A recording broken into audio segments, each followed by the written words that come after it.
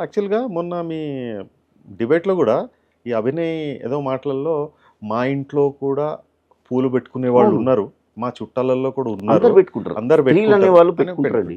కాకపోతే అక్కడ ఎవరినైతే ఈ మన శీలం రాజు ఏమన్నాడు, పూలు పెట్టుకునే వాళ్ళందరూ బజారు మనుషులు, వేశ్యలు అన్నట్టు మాట్లాడు. అంటే మీ ఇంట్లో ఎవరైతే పూలు పెట్టుకున్నారో వాళ్ళు కూడా బజారు వాళ్ళా?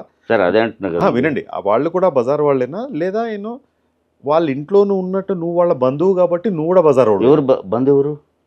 ఇప్పుడు వాళ్ళ ఇంట్లో ఆ! ఆ! ఎవరు అభినయ్ వాళ్ళ ఇంట్లో కూడా పూలు పెట్టుకుంటున్నారు. అందరూ పెట్టుకుంటారు. వాళ్ళందరూ పెట్టుకుంటున్నారు. అందరూ సో ఖచ్చితంగా ఇప్పుడు పెట్టుకోవాల్సిందే. పూలు పెట్టుకున్న వాళ్ళందరూ బజార్ మనుషులు అని చెప్పేసి అది స్టేట్మెంట్ వాళ్ళకుండాలి. అది స్టేట్మెంట్ వాళ్ళకుండాలి. ఇచ్చేసిండు. అది ఎవరు? అదే వాళ్ళకుండాలండి. అంటున్నాను. అది స్టేట్మెంట్ ఇచ్చేసిండు. ఆ స్టేట్మెంట్‌ని బట్టి ఇప్పుడు అదే నేను అంటున్నా చూస్తే కదా! ఇప్పుడు ఆయనకు ఫేమస్ అవ్వాలి. నా వీడియోస్ వైరల్ అవ్వాలి. నేను నా ఇంటోళ్ళ పరువు కూడా బయట పెడతాను హ్మ్. అనే వాళ్ళు ఇట్లనే ఉంటారు దరిద్రంగా. వాళ్ళకి అది ఉండాలి, సెన్స్ ఉండాలి. అసలు ఇతర స్త్రీల గురించి ఎట్లా మాట్లాడతావు? ఇతర మతాల గురించి ఎందుకు మాట్లాడాలి? అసలు అవసరం లేని సబ్జెక్ట్ బోధనగా ఎందుకు పెట్టుకోవాలి? ఓకే. టంగ్ స్లిప్పే అయిందనుకోండి. టంగ్ స్లిప్పే చెప్తున్నా కదా! అయిందే అనుకోండి. క్షమాపణ కోరుకుంటే ఖతమైపోతది. లేదు ఆ గుణం లేదు, నేను క్షమాపణ కోరుకోను, నేను ఇంతే అంటే